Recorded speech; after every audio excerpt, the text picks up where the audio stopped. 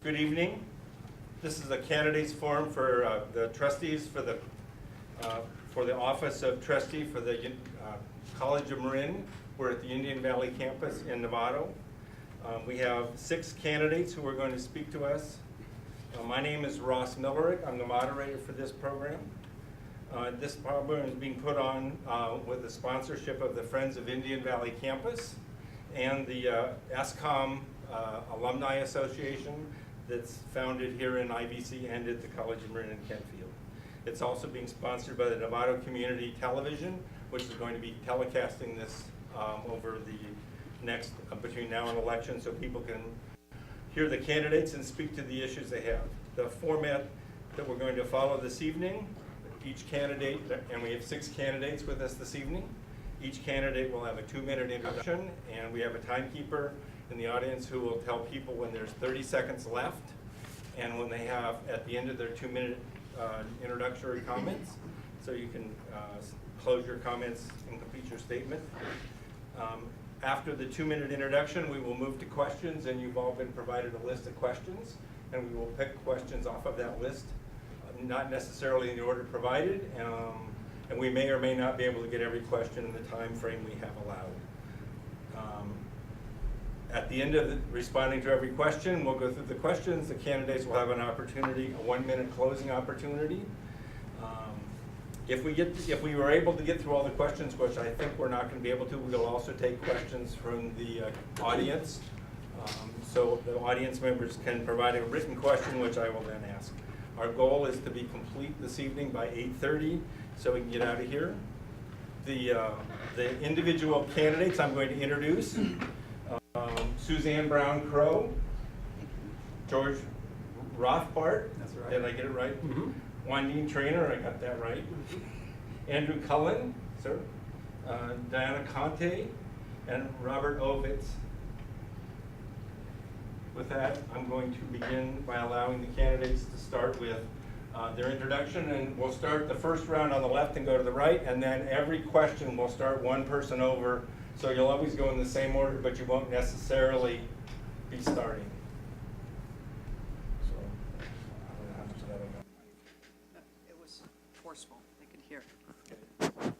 Hello? Okay. Okay, Suzanne, please.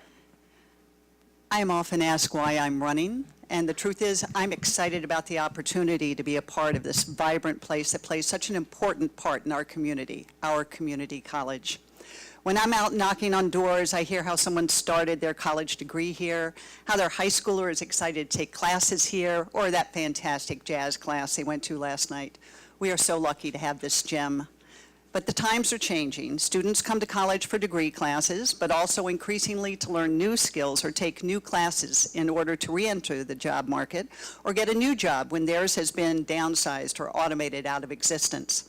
This shift impacts how colleges must plan to keep up with the job market, the formats in which to offer courses, and how to accommodate students with families and jobs. The College of Marin is smaller and more flexible than 4-year institutions, and thereby can respond to our rapidly changing world. But its best advantage is its connections with the community and to local employers who need employees with fresh skills. The college has become a genuine partner with our feeder school districts, our employers, and our community. It is our responsibility to ensure our college successfully prepares for the amazing future ahead. I have lived in Novato for 32 years and am deeply involved in our community. We have always loved IVC. Our kids played in the fields. My husband coaches water polo here. We hike all over the gorgeous place. But we also remember when IVC seemed to be forgotten by the college. Things have turned around in no small part thanks to the Friends of IVC. The new facilities are fantastic. There are new course offerings that will bring students to this campus. The momentum must continue. For that reason, I believe it is important to have a true Novatan on the board. I have been described as fearlessly optimistic, and I suppose that is true. I know that I am optimistic about the future of the College of Marin. I ask for your support so that I can be one of the 7 voices on the Board of Trustees to help guide the college into the future.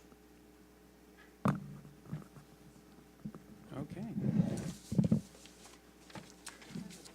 Is it on? Yes, it's I think it sounds on. So I'm George Rothbart. I'm an adjunct professor of mathematics at the College of Marin. Like so many of my students, I'm the first one in my family to go to college and the first one to get an advanced degree. My mom and dad fled Europe during the Holocaust years, came to the United States literally empty-handed, and started over. They understood better than anyone those values that what we today call diversity and equity. And they taught me that even in the darkest of times, there are millions and millions of good people in this world, and I should try to be one of them.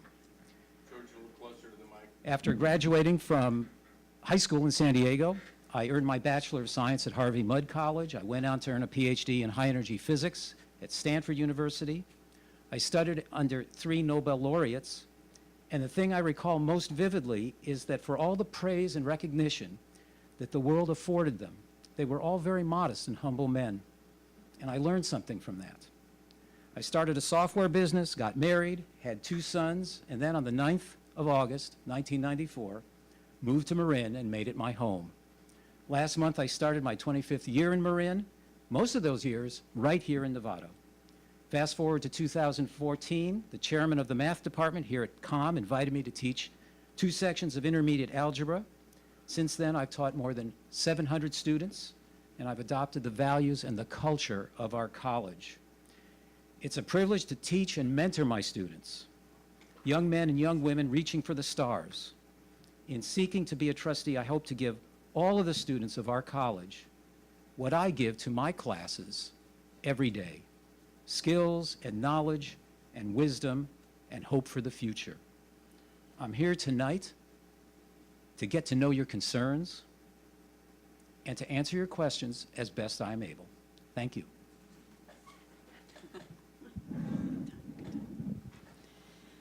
Thank you for this opportunity to speak with everyone who's gathered here tonight to hear about our commitment to the IVC campus and to the college in general. And specific thanks to Friends of IVC for making this possible. At a time when our national politics is a constant source of tension and ugliness, a simple stroll through either of our College of Marin campuses quickly reminds me of why I'm involved in politics in the first place. It's the people. Real people with names and families and dreams and struggles and determination. I can't think of an elected office where one can have such a direct effect with people at such critical points in their lives than as a community college trustee. As someone driven to make our world a better place for everyone, it is a dream job. I am proud of the leadership I have provided in stirring, promoting, and guiding the College of Marin's transformation over the past decade.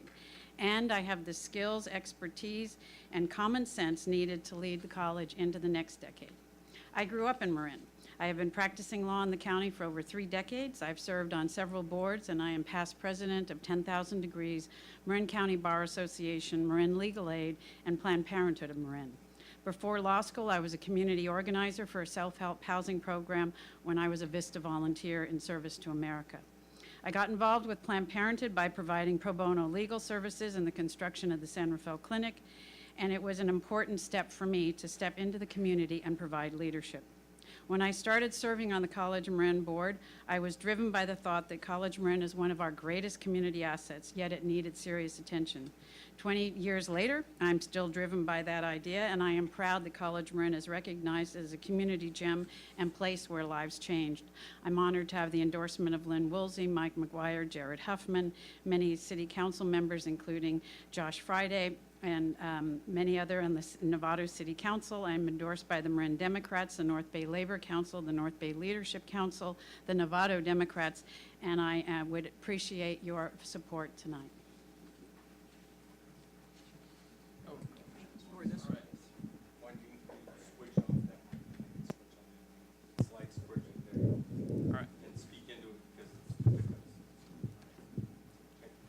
Hi, my name is Andrew Cullen. I'm a 4th generation Marin County native.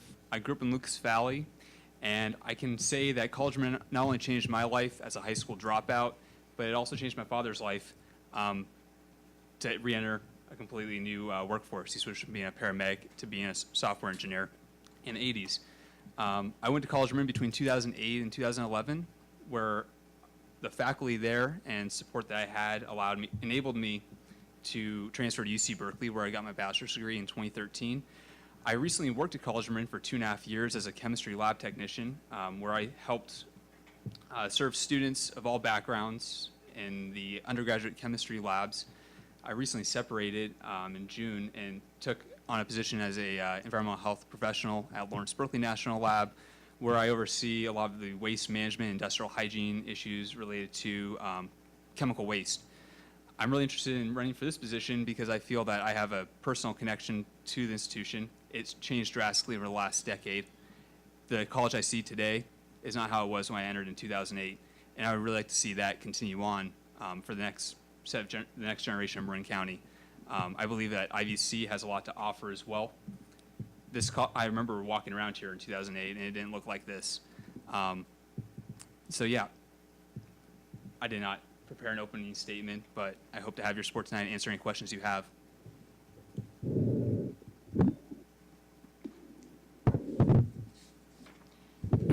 Is this an appropriate sound level if I do it this way? Okay. All right, so is this time for me to start? Okay, I'm Diana Conti. I am a member, actually, of the steering committee of the Friends of IVC. I also authored the resolution that committed the Board of Trustees to the new vision for IVC.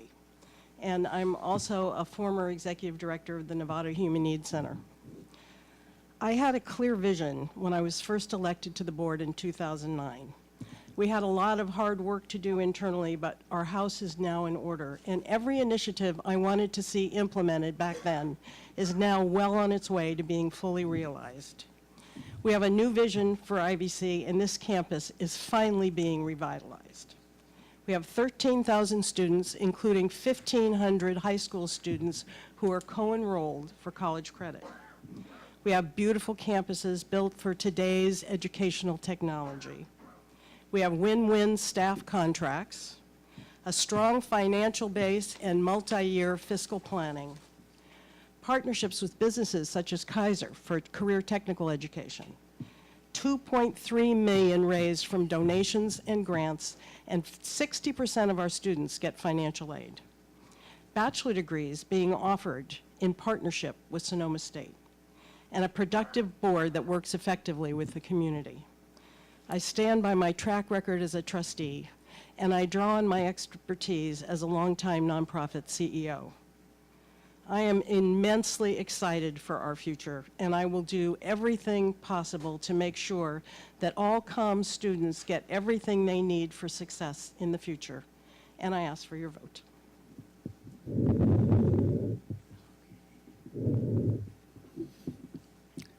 Is this the appropriate level? Hi, I'm Robert Ovets. I taught at COM for about a decade, until about 1.5 years ago. I currently am an adjunct professor, just like Professor Rothbard, at both San Jose State University and De Anza. I have lived in Marin now for about 16 years. It's that 10 years of experience of teaching here, and I may be the only one that's actually taught on this campus. I don't know, correct me if I'm wrong, George. But it's that decade of experience of teaching at College of Marin that motivated me to run for the board now that I'm no longer teaching here. What specifically led me to want to do this are my students, and seeing how the college has changed, indeed, as Mr. Cullen pointed out, quite dramatically in the last 10 years. I want to tell you a little bit about my students and how their needs aren't being met. And I'd like to talk more about that as people are interested. But most of my students are immigrants. They are coming from a poor secondary education. Many of my students are working multiple low-wage jobs without health care, with multiple family responsibilities, often recovering from drug abuse, leaving the criminal justice system, and they face a wide variety of needs that I believe are not being met by this college. So the reason that I decided to run was to bring a new voice, a voice of faculty who on the ground has had the experience of seeing both how the college has been managed, or some would say mismanaged, and has underserved its students, and particularly underserved this campus, the IVC campus. I want to leave you with just a couple of figures as my time runs out that we should talk about. This is since 2012, 2013. The budget has increased 25%. Enrollment has declined by 25%. The size of management has risen by 29%. I'll continue that list as time allows.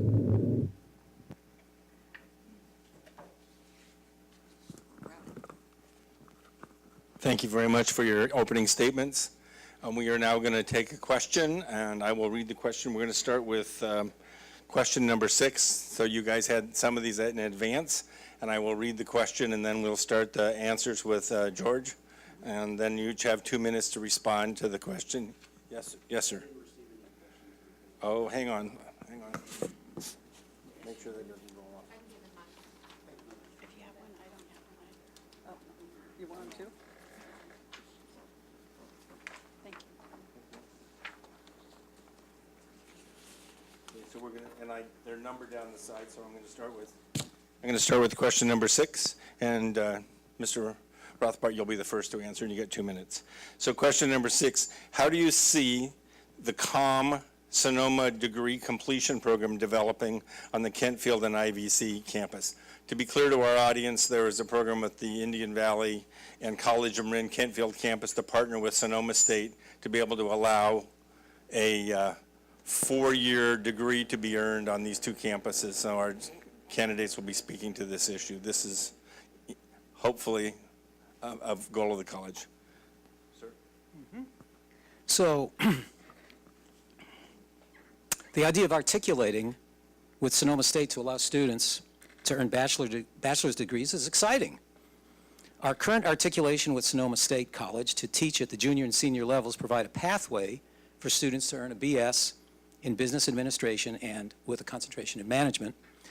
Courses are taught by SSU faculty, scheduled in evenings and Saturdays on the Kentfield campus. So the benefit for COM students is that they would transition right at COM and not have to travel to another county for classes that are offered right here. When we can offer higher level classes to our students that they can matriculate faster, it's a terrific benefit. This program can be a model for COM to offer bachelor's degrees in other areas, not just at the Kentfield campus, but also right here at IVC. And hopefully in multiple disciplines, not just business administration. It's a win-win, and it's a positive influence on enrollment. Thank you.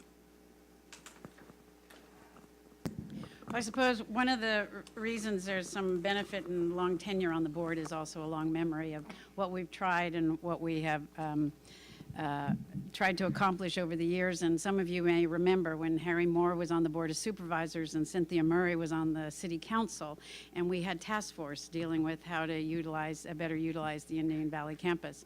And in that conversation that came from there was that we have a higher ed partnership, that we use this campus for our voc ed and technical training, which had different names in those days, and also for the focus on health and the environment. And I think if you look today, we certainly have the technical skills being developed at this campus. We also had hoped to have the nursing program at this campus, but we have our other allied health at this campus now. And we also have the organic farm, which is the environment component of organic farming and teaching another generation those skills. I was president of the board at the time that Jim Middleton was president, and we met with Ruben Arbanetes, who was the then president of Sonoma State, because we were seeking out to fulfill the commitment that was made by the task force that we should pursue a higher education partnership. We went to Sonoma State first and had a very nice lunch with Ruben and talked about what we hope to accomplish on this campus, and he said, I will be equally candid with you, we are not interested. And then we pursued San Francisco State. And we tried to develop the program in the early childhood education program here in partnership with San Francisco State and with support of the Marin Community Foundation. That didn't work out as well as we had hoped. And what I find hopeful is that we don't just say we've done it before and it's not going to work.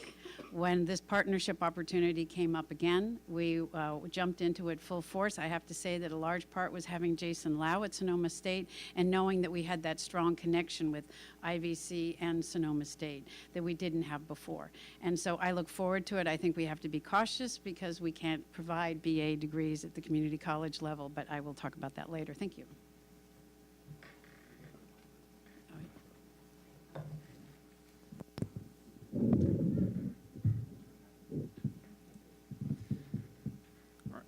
So at the start of the economic recession, a little bit earlier, but right about 2006, 2007, my mom decided she wanted to go back to work, and she went back to College of Marin. She actually transferred to Sonoma State to major in business. And I found personally affected by the burden that she had to commute to that campus. If there are options like partnering with Sonoma State for business to decrease those barriers of people seeking higher education, I'm entirely for it. I think there are other opportunities out there as well. There's the Bolinas Marine Biology Lab that could definitely be used with SF State's Marine Biology program or UC Berkeley's smaller program. There are other opportunities beyond just business, and I think that increasing accessibility is a major priority of mine. Not everybody can just be a student full-time, especially at community college. I personally was able to re-enter graduate school by going online and part-time on the weekends to UC Berkeley for my master's in public health, and I want to see that continue on to increase enrollment at College of Marin. All right.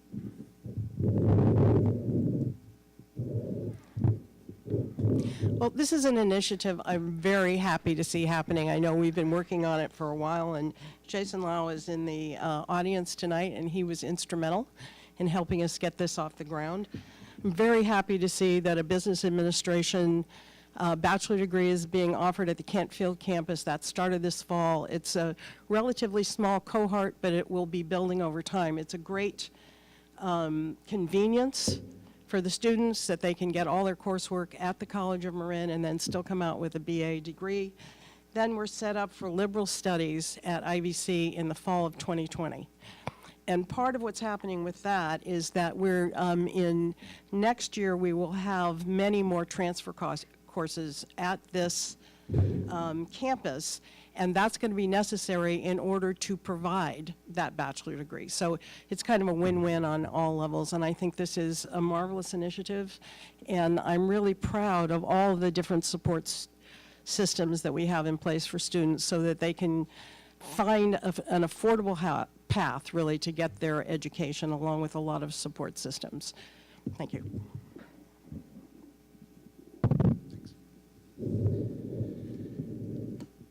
Students being able to complete a four-year degree is a great idea if there's actually courses and faculty to actually provide them.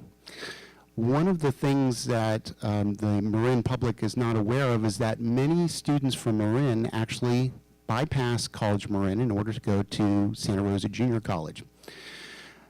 Part of the reason for that is the continuing cancellation of a lot of classes that make it very difficult for students to actually matriculate.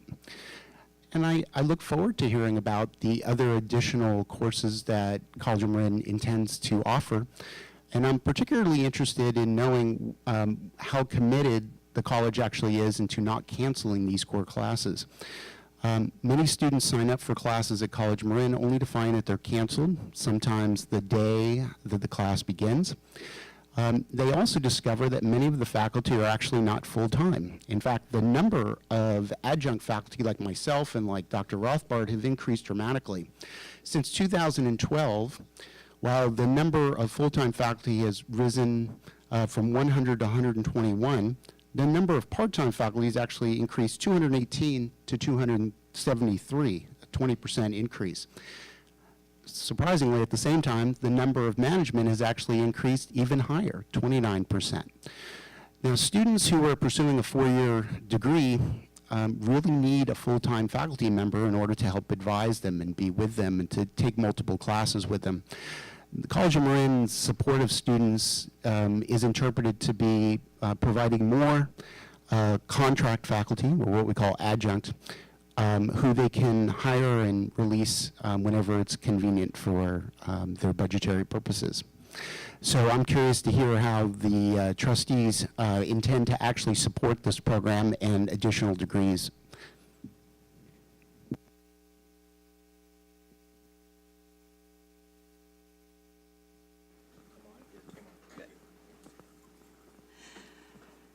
Something that lots of people are not aware of is that fully half of all the K through 12 students in Marin County go to school in Novato.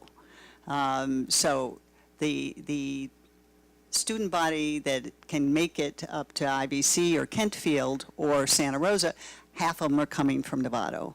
Now, my husband and I have took four students all the way through Novato schools, all the way through Novato High School, and we have been involved with the water polo and aquatics program there since 1993. So we deal with lots of high school kids. And they would really love to come to IVC if the core courses were offered. So I'm excited about that as a part of this program with Sonoma State, that the core classes will be offered here. And I think that the reason that the kids go to Sonoma State is not because the classes aren't there, it's the traffic. You know, the traffic to try to go to Kentfield is just nuts.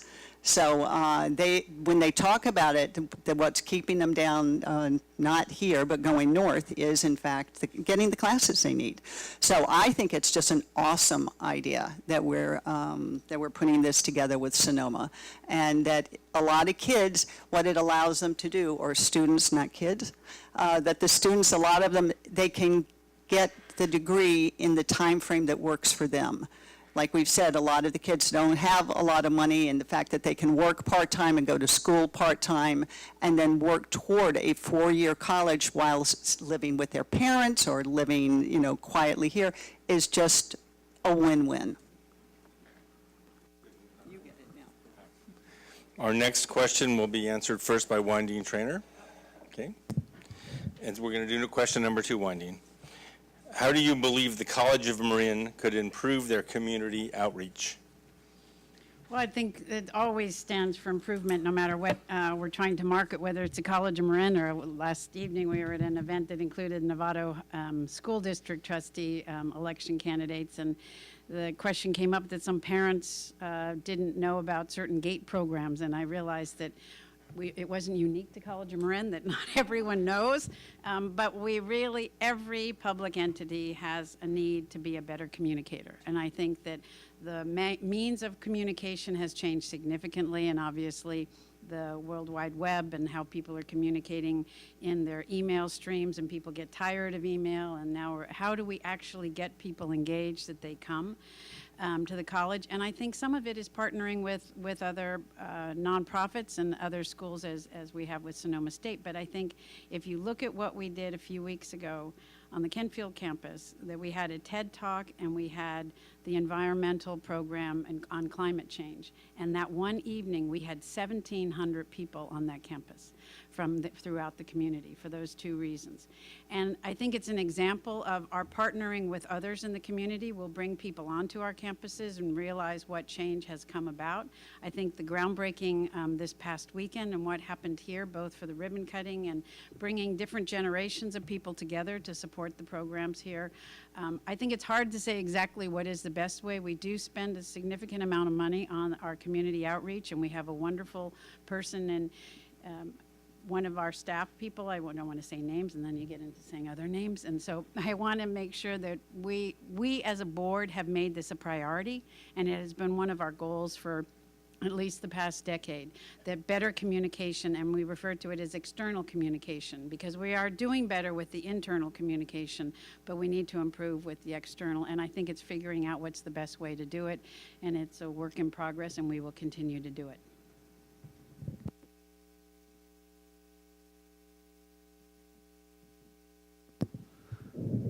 Well, I can say that I've seen a lot more bus advertisements than I've ever seen for College of Marin in the last decade. I hesitate with spending money on advertisements. I think that the effort should really be directed towards getting involved in special interest groups that serve primarily low income and students that receive poor secondary education around the county, specifically with some of the organizations in like the Canal Alliance in Santa Fe, and even other special interest groups like the Marin Bike Coalition. I really would like to see safer methods to get to College of Marin. I was an avid bicyclist that commuted there every day when I worked, and I didn't feel like that College of Marin really did anything to advocate on my behalf for anybody that walks or bikes to College of Marin. So reducing barriers and getting involved in all the different groups beyond just advertising on buses would be my approach. I really hesitate in just throwing money at advertising.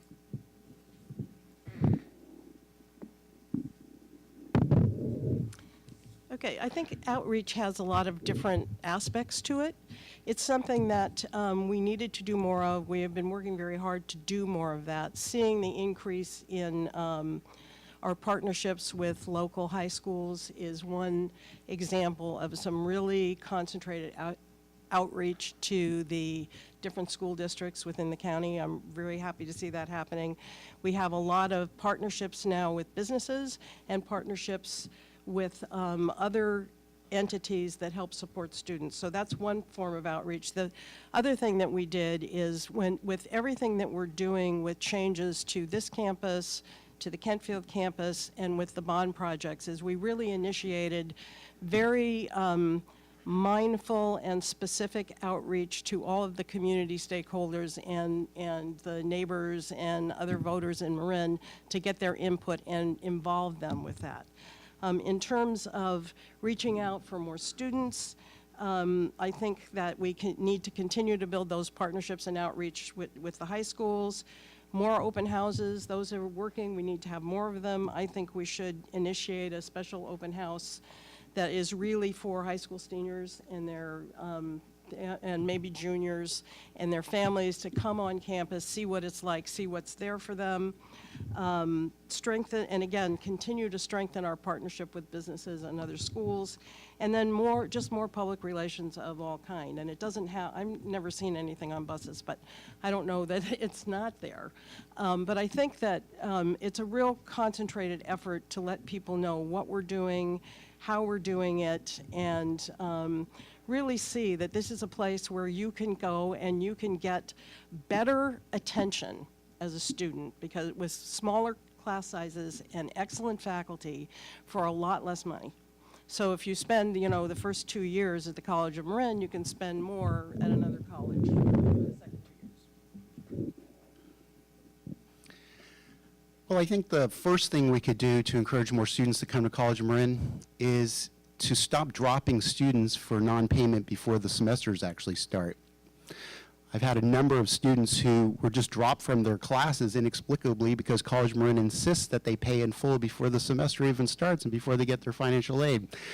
That gives this college a bad reputation as being unfriendly to students, particularly students that are struggling with issues of poverty, working multiple jobs. In order to make it more accessible, as Mr. Collins said, we need to take into consideration that many of the policies that College of Marin pursues day to day are unfriendly to students.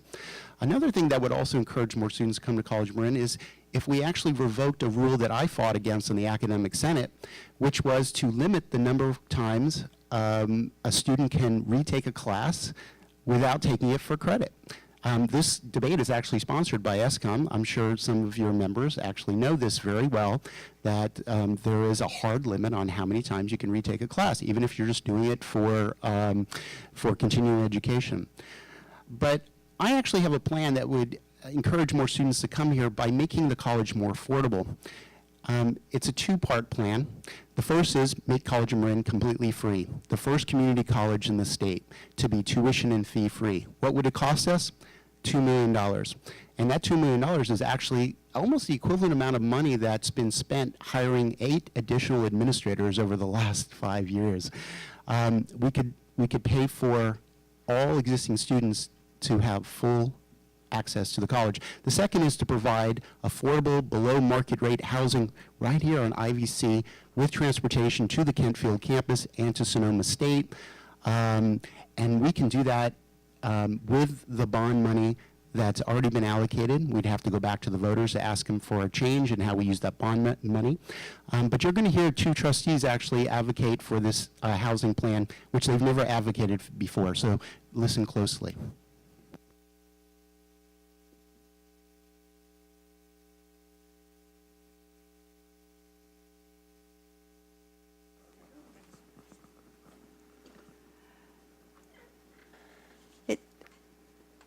With the new facilities at IVC, we're going to start getting a lot more bodies here.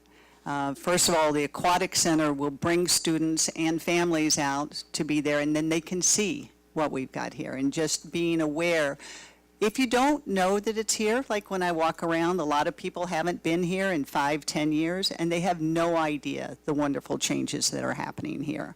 So putting in these new facilities is going to make a big difference.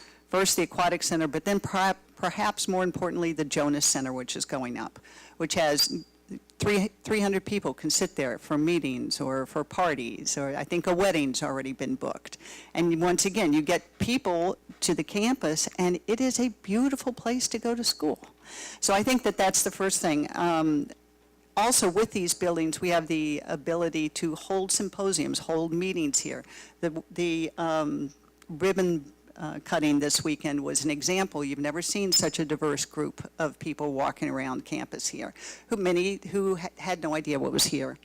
I was thinking that maybe with the students or the professors, you could get some sort of speakers bureau that would go out and talk to service clubs and about topics of which they are experts but are of interest to the community.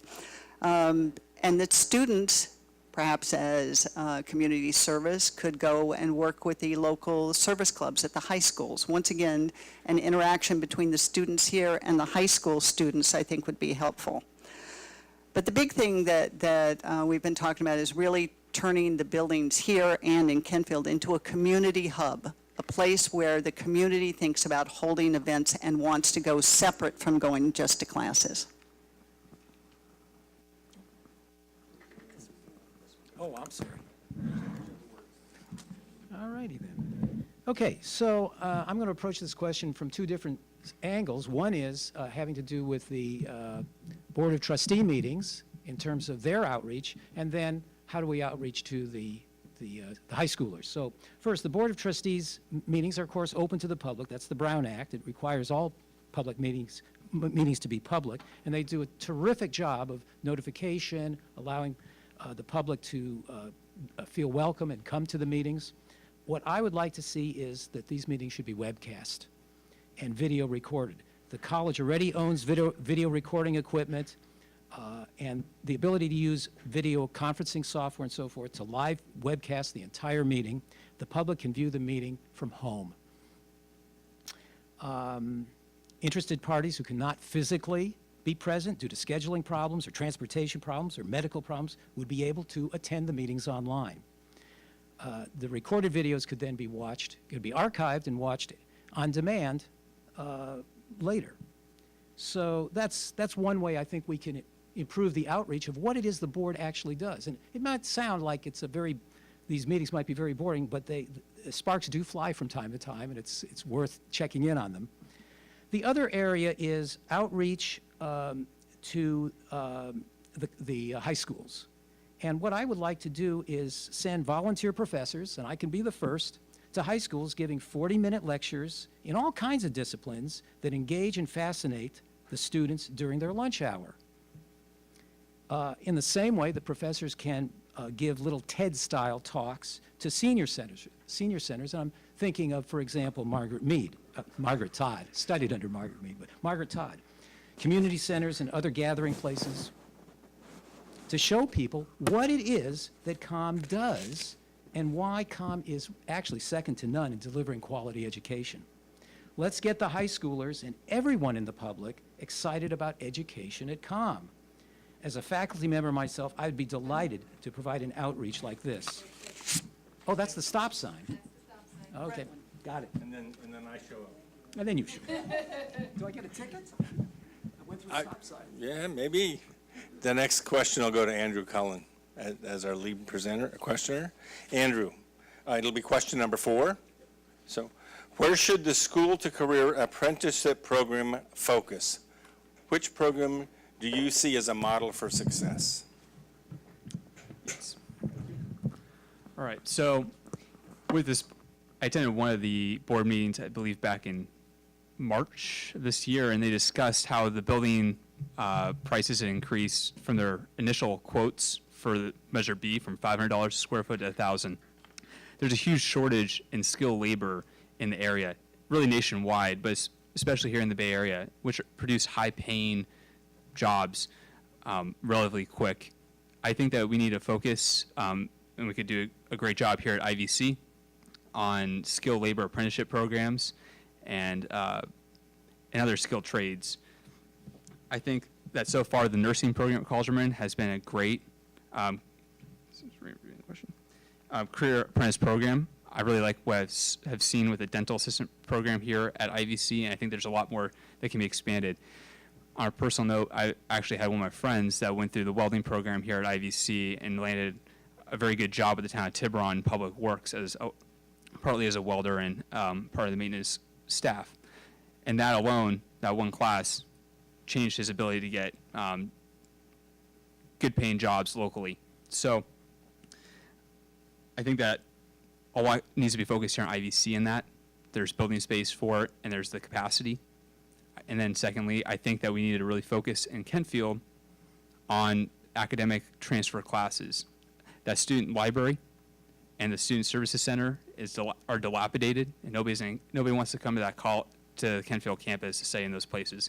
The science center is fantastic, but I think we really need to prioritize what we're doing here at IVC and what we're doing in Kentfield. We don't have the resources to do both great at both campuses. That's it. All right, well, The microphone, is it on? I don't think so. George, yeah. there it is, okay.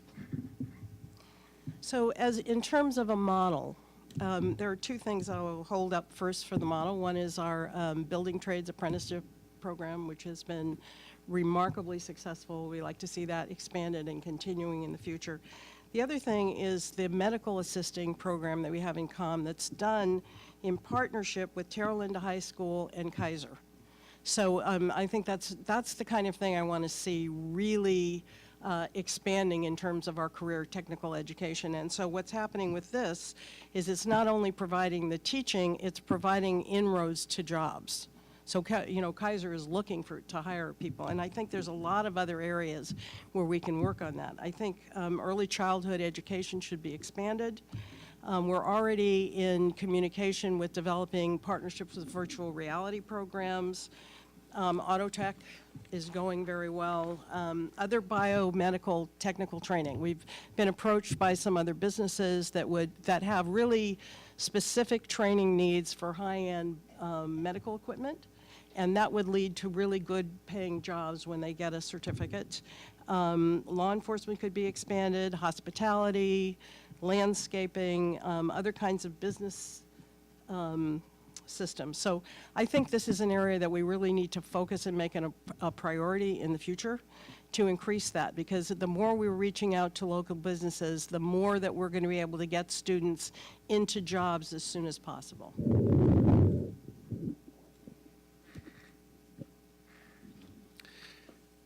The Career Apprentice Program, we should keep in mind, is really only one of the main functions of the college. It shouldn't be the main function of the college. Certainly it has a role to play. There have been a couple of programs that have been mentioned.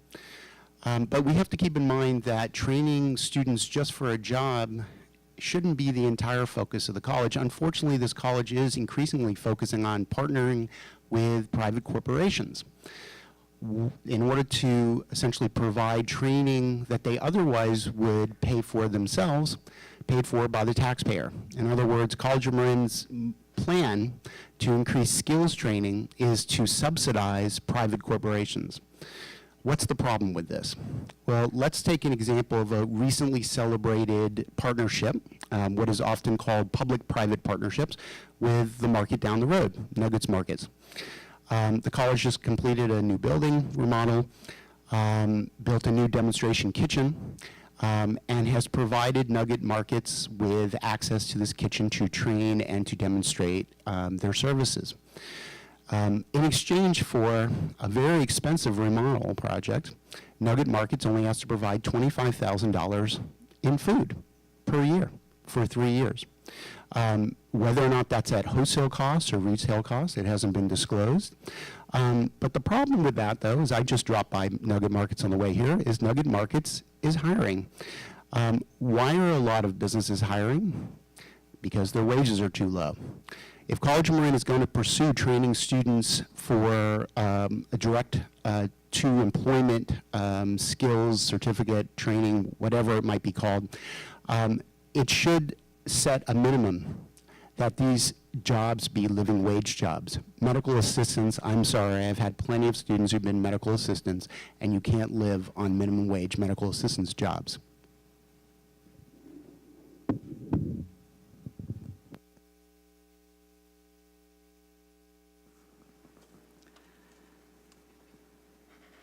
As far as I can see, apprentice programs are wonderful.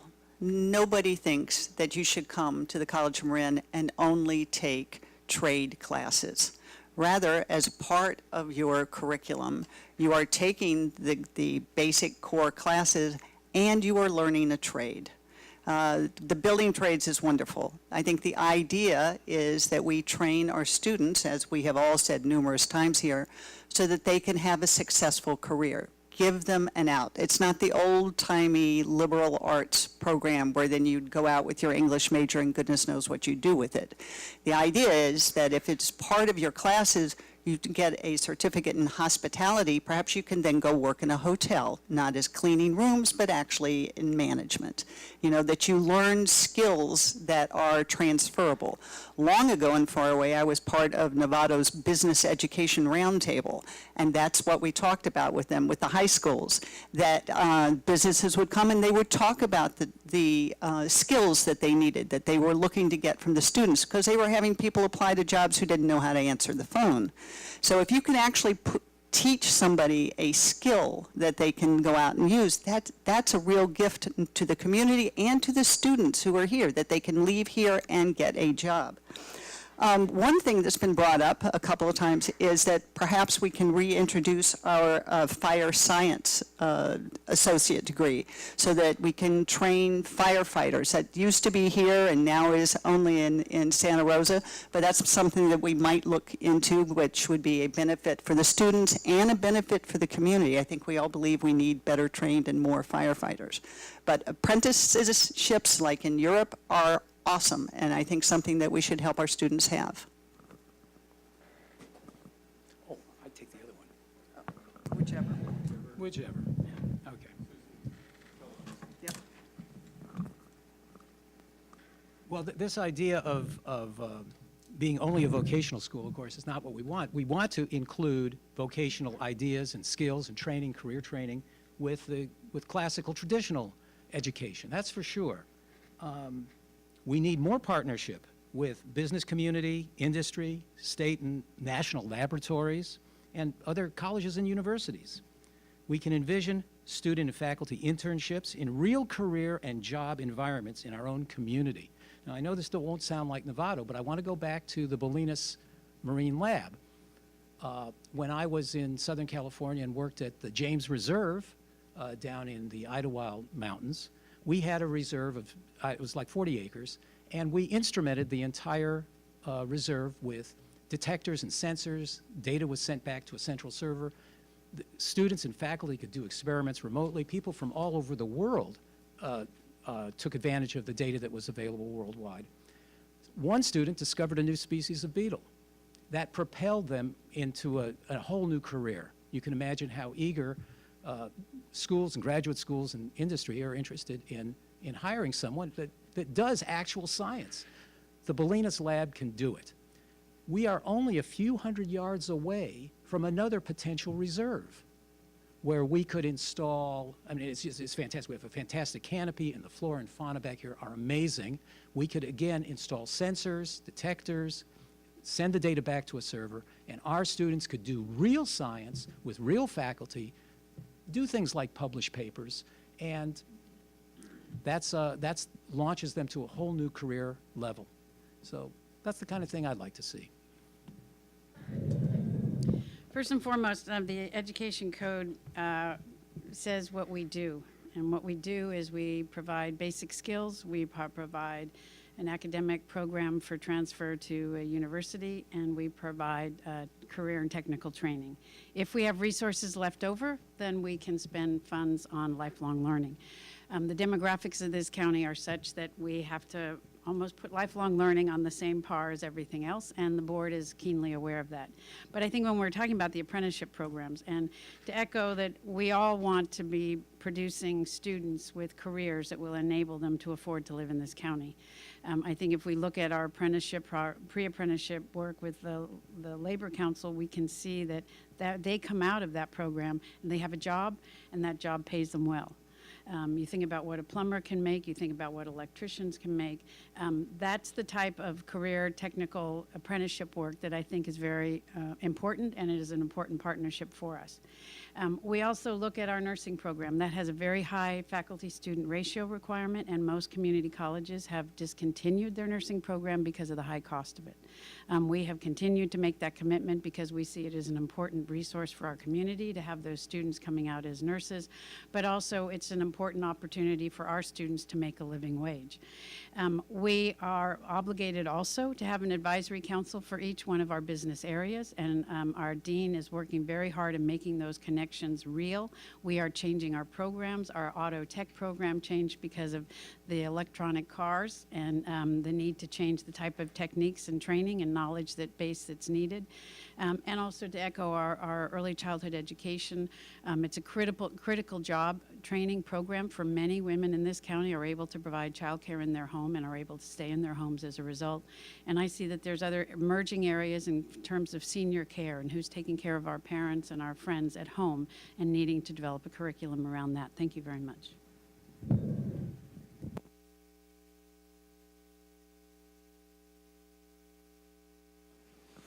The next question will start with Donna Conte, and we're going to do question number 7. How would you strengthen outreach to Marin County's high schools and other citizens of Marin? So I talked earlier about the efforts that we're doing with local, closer? Sorry. Okay. So anyway, we talked earlier about outreach to the high schools. I think that we've made a good start. I think we need to go further.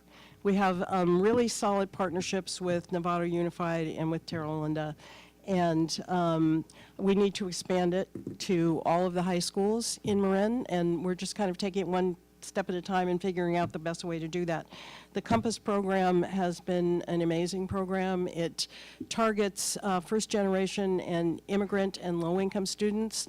We get them when they are freshmen and we take them all the way through their senior year. They get additional support systems. We work with their families. And they also are able to take some courses where they're already getting college credit while they're still in high school. And then when they get to COM, with a partnership with the Marin Community Foundation, their first year at COM is free.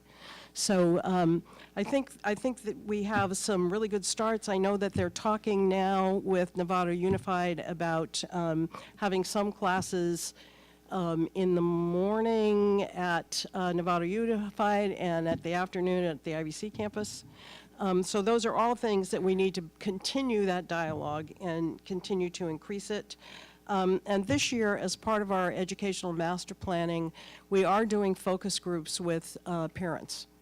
So that's going to be, what we're hearing about what they're looking for, what their students need, what their children need is going to be factored into the educational master plan. So it's more of the same and expanding.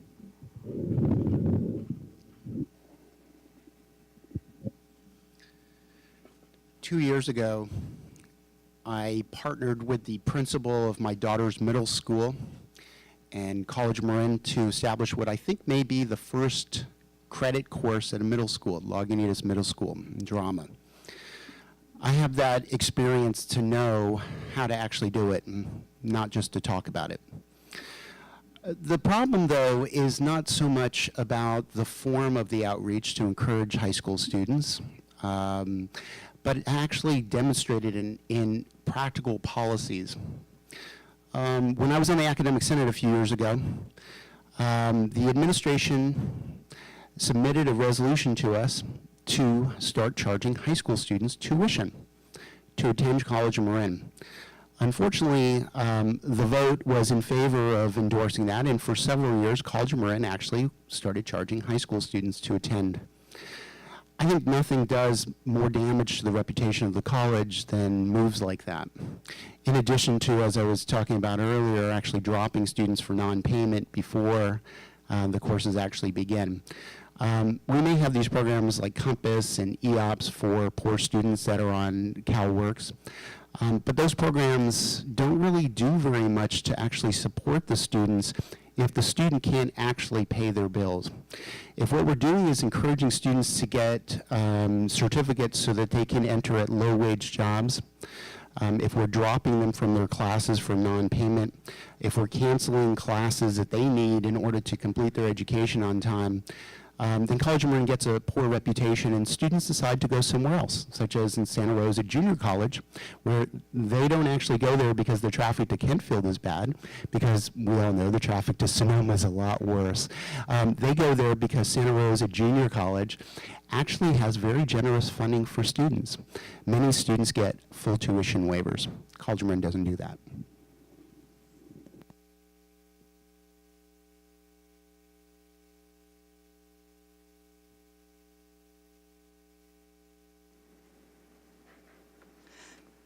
I think the people in the audience who live in Novato might disagree with you about the traffic, but that aside, the joint project with MUSD has been wonderful. You can really see that it has gotten the students excited. The word spreads, you know, they have positive experiences and they share it. So that's been wonderful and is something that should be expanded. And will be easier once we have the core classes all here at IVC. Most of these things we talked about earlier, I think joint ventures with the service clubs or with the high school clubs would be really wonderful. If you can get the service clubs from the high schools out here to be doing projects. I would like to see students from COM being mentors for the high school kids, maybe come and help with the study halls or have programs where they could help them with that sort of thing. I would like to, I think, and I don't know how much they aren't already doing this at COM, but have sessions where you bring the high school counselors to COM and show them the benefits beyond the expense, the benefits that COM would have for the high school students in their schools. And the same with the administrators, that once again, unless you're here, unless you see it, you really don't know what is here. And so the counselors and those others need to demonstrate the opportunities that are here for our students. And as you said, there's a program now to bring parents on so that you can sit and talk with the parents and the students about the financial aid which is available. And you need to compare the costs. What does it cost to get an AA from COM as opposed to going elsewhere and get it? It's just a huge benefit to be able to stay here, stay at home, and go to school. Thank you, Wanda. Okay, so you know we have a Compass program, Guided Pathways, and Summer Bridge, and all of that is now developing into the first fruits. There are now 200 students that have been added to our rolls because of the excellent work that those programs have done. And I want to go back to this idea of sending professors out to the high schools. You know, I'm not just a professor. I'm also a student here at the college. I take courses. I do that so that I can see what the product looks like, the end product looks like. And I can tell you that our professors are something else. They are the best. I've been to some great colleges, universities. Our professors, our faculty are absolutely top quality. And it's very important. You know, when you think back on your college education, don't you remember your professors? I do. I don't remember the administrators. I don't remember the buildings. I don't remember the bathrooms, the cafeteria. I don't remember any of that. I remember the professors that got me through and who inspired me and motivated me. The College of Marin needs a face, and it's the face of the professors. And so sending a professor out to a high school for a 40-minute, you know, fascinating lecture, it doesn't have to be dry or anything like that. It can be something of great interest to the students, puts a face to the college, and allows the student to say, hey, this is something maybe I'd like to see more of. So it isn't that the College of Marin is little high school, a big high school or a little college. It's the real deal. And I think that by sending professors out to schools and senior centers, community centers, parks, all of that, puts a face to the college. We need to do that. We have a tremendous resource to do that, and that's our faculty. Thank you. I'll begin by saying I think we've done a tremendous amount of work to improve the relationships with all of our high school districts. And since I've been on the board, the average age when I first came on the board at College Marin was 34. It is now 23, and 31% of our students are under 20. So if we're not doing a good job at bringing the high school students onto a campus, I don't know what, other than those statistics alone, will prove. But the fact of the matter is, we are doing more, and we will continue to do more.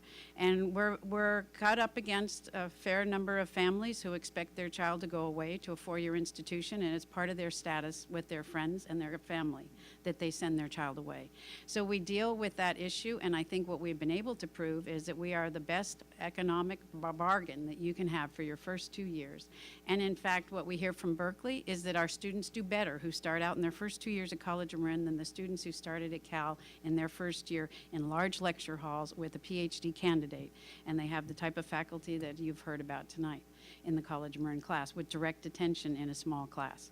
And so we are doing a very good job. We have a large concurrent enrollment. We have the programs that others have mentioned that are tying us into the school districts in a much better way.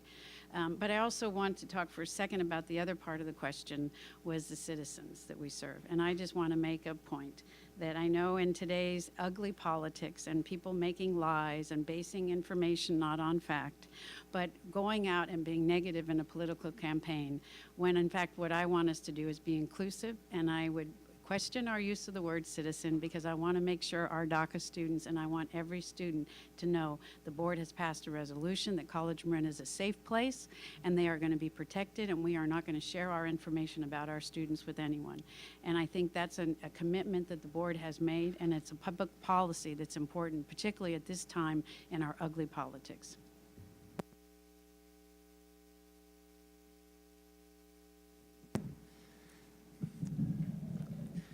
Okay, so when it comes to outreach, I think one major area that College of Marin needs to address is the stigma of going to a community college, like we just heard about, with instead of going off to a 4-year. Many students at College of Marin don't finish in 2 years. I've gone through my own experience, and I've witnessed many others where when they come to College of Marin, they are not given the best guidance on which courses they actually need to take. Many students, I believe that the average time frame for students at College of Marin is 6.8 years. I know that's probably averaged with lifelong learning and others, but that's a pretty high number. So I think that we need to address efforts to expose people, like we've heard as well, to areas outside of College of Marin, what's within their reach. So at Lawrence Berkeley National Lab, we have a really huge program, which, let me back up for a second. In 2011, when I transferred from College of Marin to UC Berkeley, a faculty at College of Marin helped me secure an internship there. And they actually do a huge program where they take 500 undergraduate students and about 200 high school students onto the lab site for the summer. I see this as a great partnership for College of Marin to expose young minds to STEM fields, to see some of the instruments and experiments that are one of a kind in the world. There's a whole laundry list of things to do for outreach. Even helping to get students to campus safely, like I've mentioned a few times. The Marin Bike Coalition is doing a lot of work to help address getting people to campus on foot or bike safely. With the addition of Smart Train, if we want to connect the IVC campus to Kentfield, that needs to be addressed. I know College of Marin has done a good job with the transit pass as part of the student fees, but more can be done. Installing bike lockers, make it an accessible place where people can see that they have a high potential. That's it. Oh, lost my-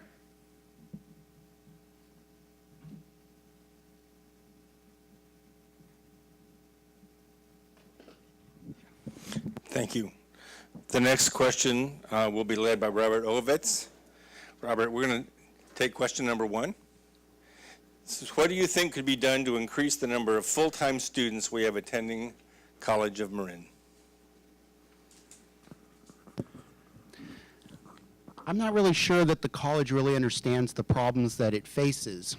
Let me give you an example. You've probably seen this, Fast Facts. And in here, the college reports that the headcount enrollment's actually 13,091.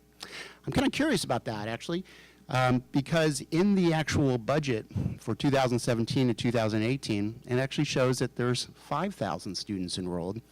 1,000 of them actually enrolled at IVC. In the last 10 years, that's a decline of 36%. And you can do the math for IVC, that's a decline of over 90% for this campus alone. So considering that the Friends of IVC are sponsoring this debate, one thing you should ask yourself is which candidate here is actually a friend of IVC. Well, I'm afraid that the plan for attracting more full-time students at College of Marin is lacking. The number of students has declined, as I mentioned, and the college really is focused more on actually providing subsidized buildings for for a relatively small local organization, rather than actually providing facilities that would help students with the struggles that they have in one of the most expensive counties in terms of housing in the state and in the country. So what could we do to attract more full-time students? I agree with Mr. Collins that we need better transportation. So the college should provide shuttles between IVC or partner with Golden Gate Transit and the Kentfield campus and other important locations. We should halt the Jonas Center immediately. And the college should reevaluate using the Measure B money to build affordable housing for students, staff, and faculty. And we should make College of Marin tuition and fee-free.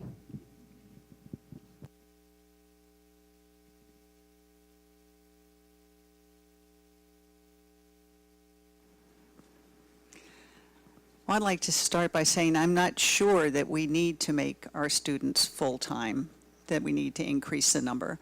I think that that's got to be a choice for the students, as we've said over again. One of the reasons that students go to a community college is because the cost is so reasonable. But it also means that they often need to have jobs, and perhaps they even have families, so that going full-time is a struggle. And rather what you need is to give them a path where they can see that they'll finish not in 2 years, maybe not in 4 years, but that they will get their AA degree, so that they need counseling to make sure they continue on that path. But let me say that when my daughter graduated from Novato High, everybody was hooping and hollering because this huge number went away to four-year colleges. And my daughter just shook her head and said, "That's just terrible." And I go, "How do you think that?" She said, "They're not ready for that. They're not ready to go away to a four-year school." And sure enough, huge numbers of them came back, having failed at that, and then went to the College of Marin and did very well and found their way. So I think that that's what we need to do. We need to think about individual tracks for the students, not pushing to find ways that we can get kids to go 4 years, but rather helping them to find the track that's right for each of them.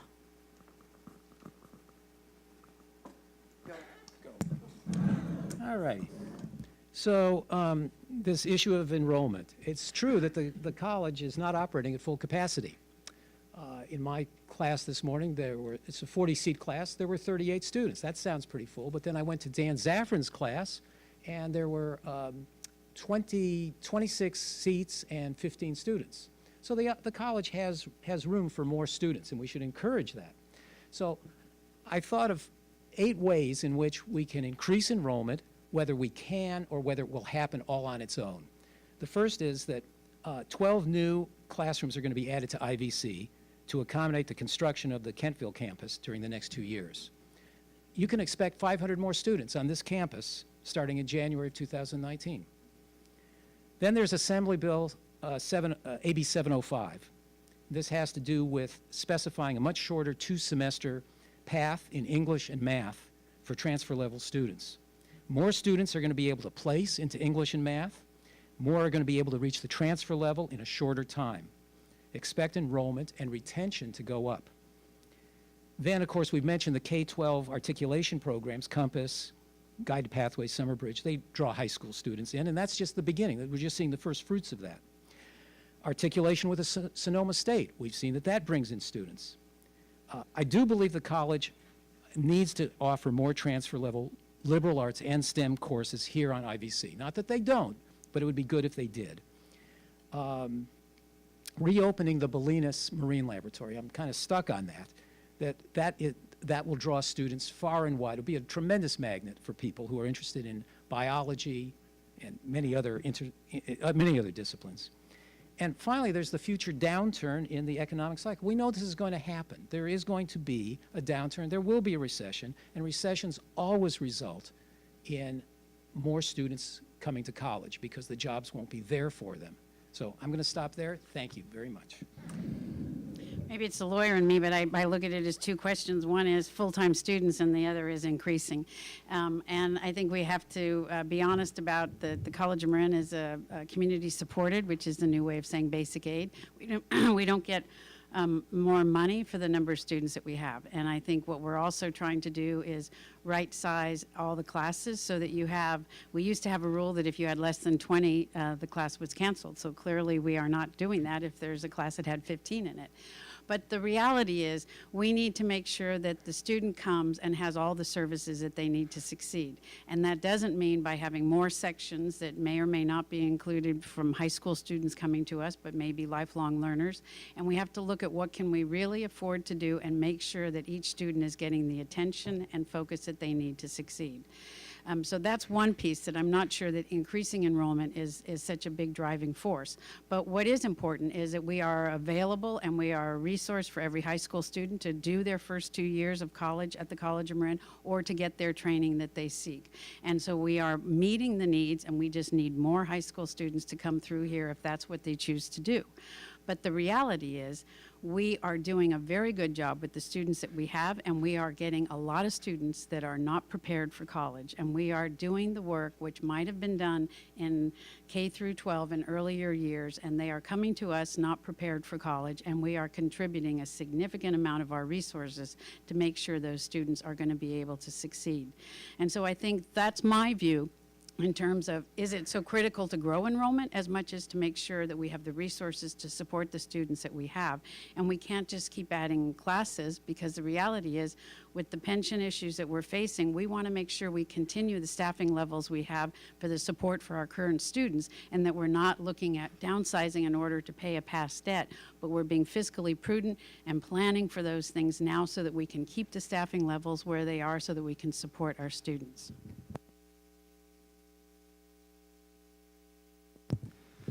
So I agree.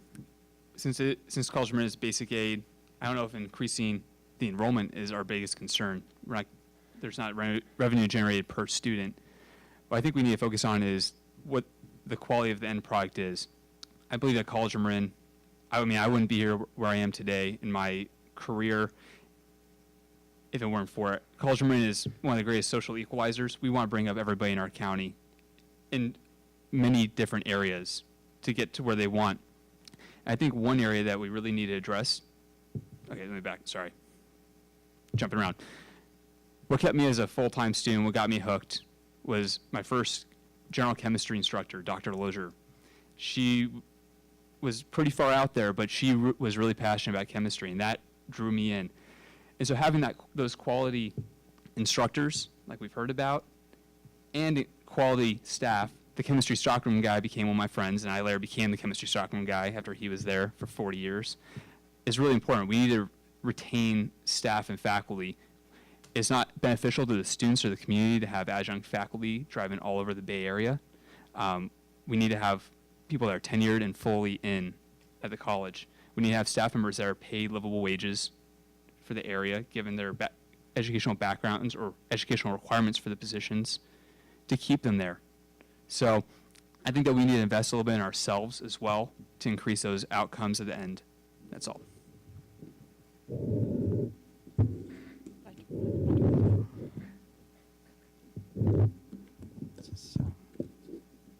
Well, first I want to make a distinction that there's a difference between head count and full-time equivalent students. So the majority of students at the College of Marin are not full-time.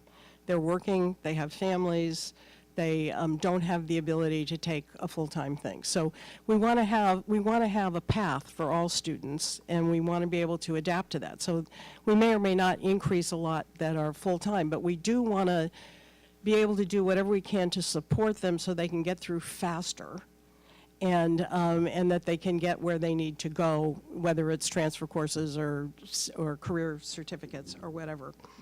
So we have a variety of support systems for our students. We have, say, again, 60% receive financial aid. Then we have something called the Calm Cupboard, which provides food from local businesses and from the organic farm. We have zero textbook cost program, so they can get their textbooks for free. We've raised $2.3 million for scholarships. So we're, you know, there's always more we can do, but we're kind of bending over backwards to see that they get what they need in that way. There were our partnerships with schools, again, is getting them some advance credits so they can move through a little bit more quickly. I think we need to expand our bilingual capability, and that might speed the way for people going through. We have some summer academies in different areas, so we can expand that. And again, continuing to have the partnerships with high schools that we can do that. So I think we're on the right track. We can always do more, and we need to be very diligent about it.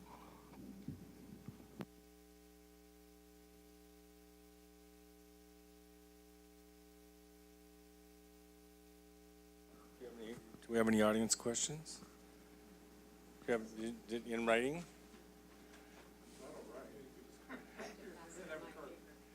Okay, we're going to do, we're going to restrict this. Oops, I'm in front of the mic. It's a PA system.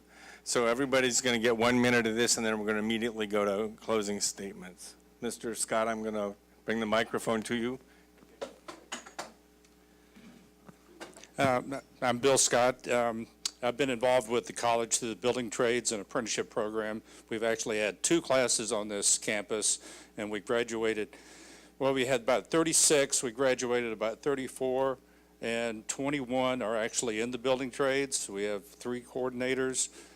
So this campus is ideal for that, and we're going to have 3 more classes on the next year. One of the things that we find is that basic math and basic social skills are the one things that we really get across to the students. But motivation is the thing that they need, right? You need the motivation. So you're not going to, the motivated high school students are going to already have a plan. It's the ones that aren't motivated. No, we talked about going to a class and teaching and talking to the class. Well, there's no way to lose them more than talking to them. Make a YouTube video and give it to them, and every one of them will look at it. So my point is that this is a great campus for building trades, outlets, and getting people into middle-class jobs. And that's another point I think everybody should focus on.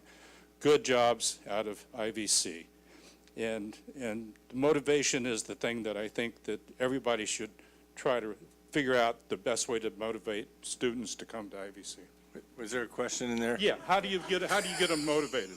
You know, how do you?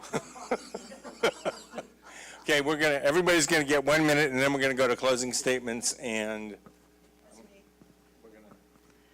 Thank you so much, Bill. I think this is a question that parents and teachers have struggled with forever. My experience is one of the ways you get kids, mostly students, motivated the best is to give them something hands-on. It's like you said, I mean, if they can make a video and show it, then they're really excited. They're not going to be excited about reading a book or writing a paper. But so if you can show them how to build so that they can go home and brag about it, or show them how to paint, or draw something, take math in such a way that you can make objects with the math, which is actually fairly simple, that those are the ways. I would say some hands-on methods that we can use is the best way I can think of. Or we could have Rod yell at them. Okay, thanks for a great question, a wonderful question. It's a question that every professor has to deal with every day, is how do you motivate the class? Every couple of weeks in my lectures, because I teach math, and I turn to the students and I say, I know exactly what you're thinking. Why does any of this stuff matter? And they all nod, and so I have to take I say, let's stop with the lecture and let's talk about some reason why this matters.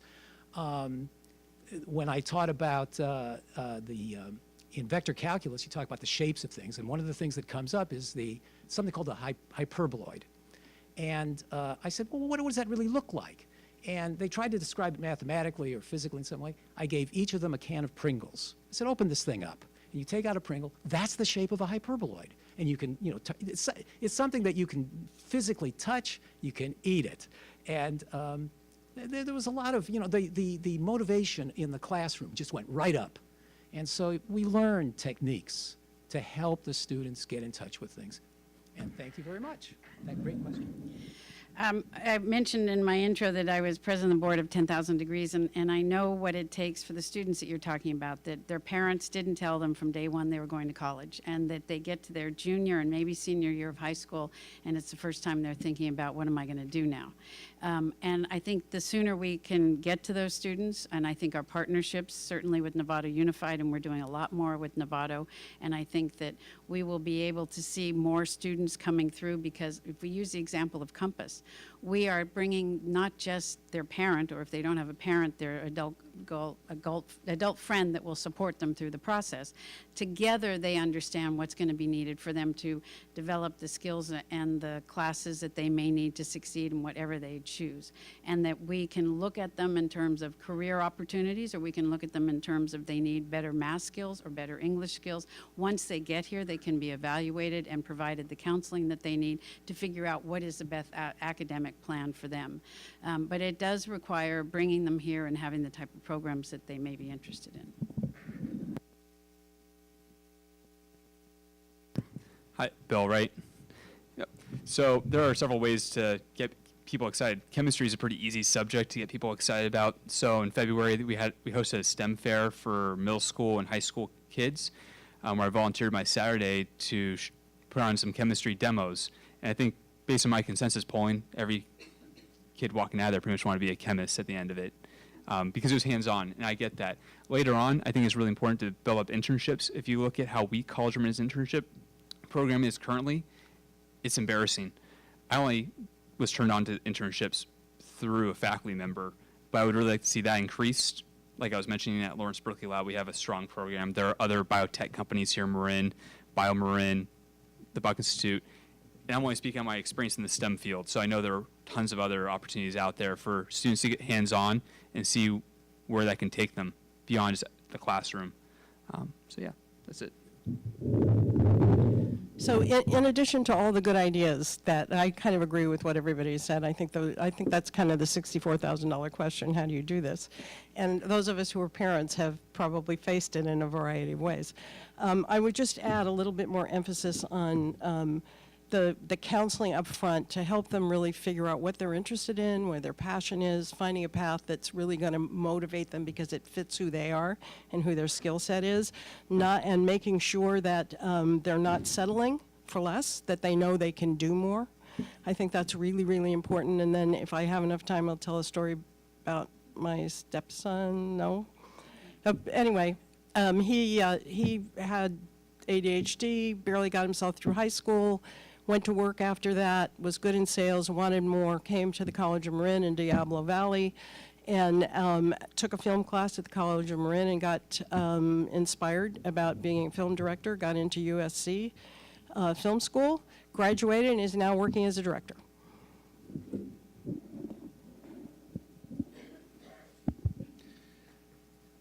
This is indeed the question that we all try to solve in our own way, and we've heard some great examples of this.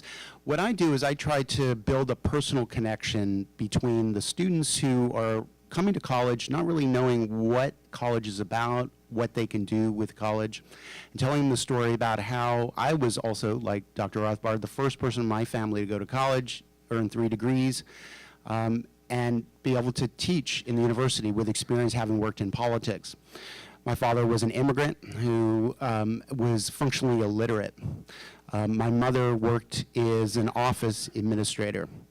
And I tell this story so that I can build a connection with my students, that I genuinely want to know, why are they here? Who are they? What do they struggle with? What are their issues? And so I asked them to answer some questions about themselves in the very first day of class and type it up and turn it into me. And I find out many important things that students have as their own needs and desires, and I try to adapt it to my course to demonstrate to them why political science is relevant to their lives.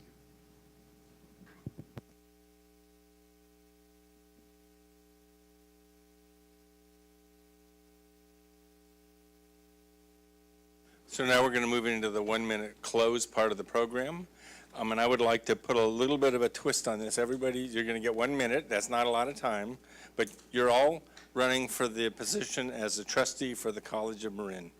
And that's a particularly strong and difficult position. So in your answers, I would like to understand how you're going to help Marin County benefit from its college district in that role. And you only get a minute, so you might have to cut it a little short. But thank you. And we're going to start with George. We're going to start with you. Okay. All right. Well, I'd like for the voters to apply these 7 tests to the worthiness of my candidacy or anybody else's. Your candidate should demonstrate intelligence and integrity and honesty and dedication and be a person of principles. Your candidate should be literate with quantitative, analytical, and financial data. And I want you to consider temperament. Look for a person who is collaborative, respectful, optimistic, and not strident or stubborn or extreme or argumentative. The candidate in which you invest your vote should show willingness to listen, to engage, and be open-minded and forward-thinking. They must have the ability to study and understand complex problems and make decisions with a right heart.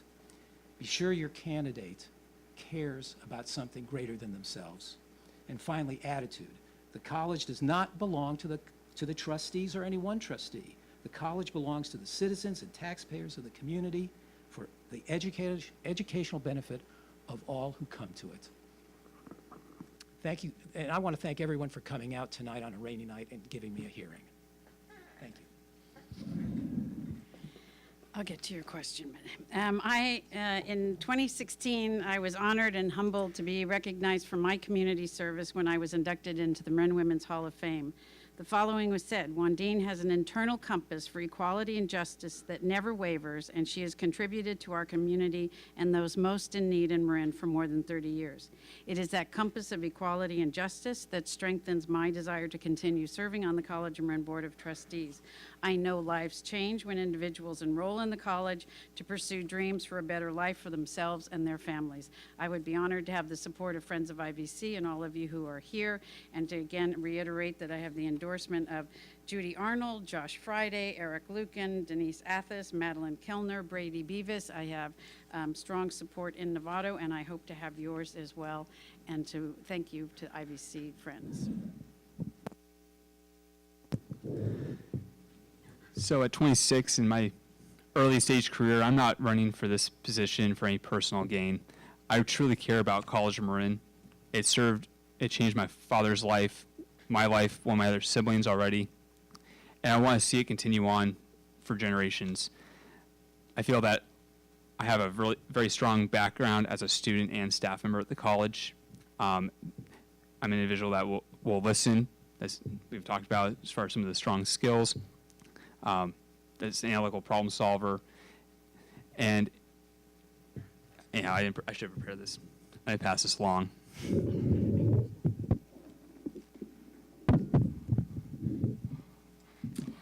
Well, I'm going to start by listing my endorsements because I didn't get a chance to do that in the opening. So I've been endorsed by the Marin Independent Journal, by Jared Huffman, Lynn Woolsey, State Senators Mike McGuire and Jerry Hill, all members of the Board of Supervisors, many members of city councils, the Marin Democratic Party, the Novato Democratic Club, the Marin Women's PAC, North Bay Leadership Council, North Bay Labor Council, and a whole host of other people. What I think is needed on the board, and what I hope that I bring, what I always strive to bring, is that you have to remember you're one of 7, that you're there to take care of all of the needs of the college. You have to balance the needs. You have to make sure that we're doing absolutely everything we can as students. At the same time, if we're not fiscally solvent, we're not going to be able to do that into the future. And I'm really, in spite of some differences of opinion by my fellow candidates, I am thrilled with the progress of the College of Marin, and I think we're really really positioned to move this college from good to great. There's always room for improvement, and we need to stay diligent, but we're on the right path, and I'm excited for it. Community colleges are really the cornerstone of the bastion of our representative democracy. Anyone can attend a community college.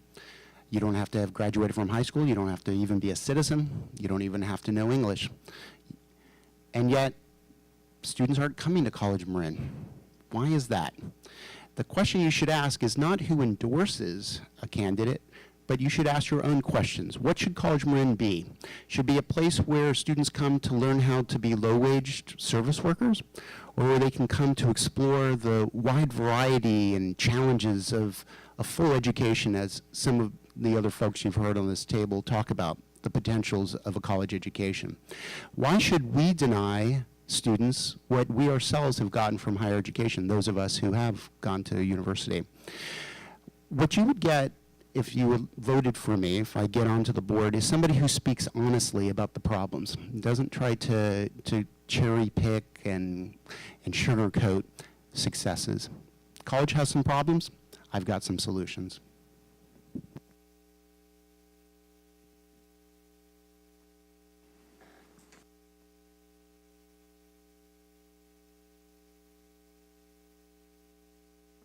I want to start by thanking the Friends of IVC for having this tonight. It's the first time we've all been together in a forum, and I think it was really illuminating.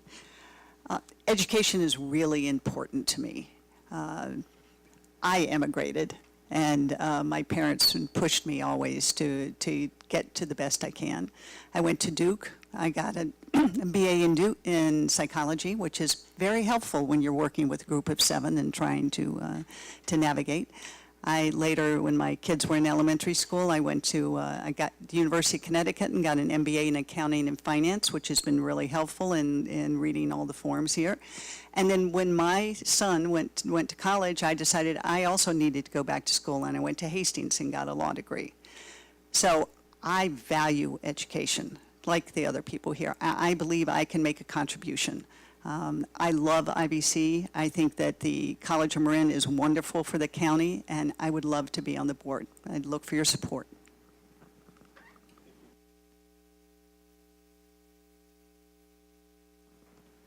Okay, this brings us to the end of the candidates' presentations. I personally would like to thank all of the candidates. The College of Marin's role in Marin County and creating culture is absolutely critical. We all depend upon it. The richness and the well-being of all of our towns depend upon its effective operation, and that every one of these human beings stepping forward here would put their time forward to make the program stronger and better. I want to thank all of you for that. Some of you will get elected, some of you won't. I hope all of you continue to participate in the College of Marin's effective service to Marin County. And to the audience that's here this evening, thank you so much for coming. This program was sponsored by the Friends of IVC, the ESCOM program, and the Novato Community Television, and I'd like to thank them. And with that, we will close our evening. Thank you very much.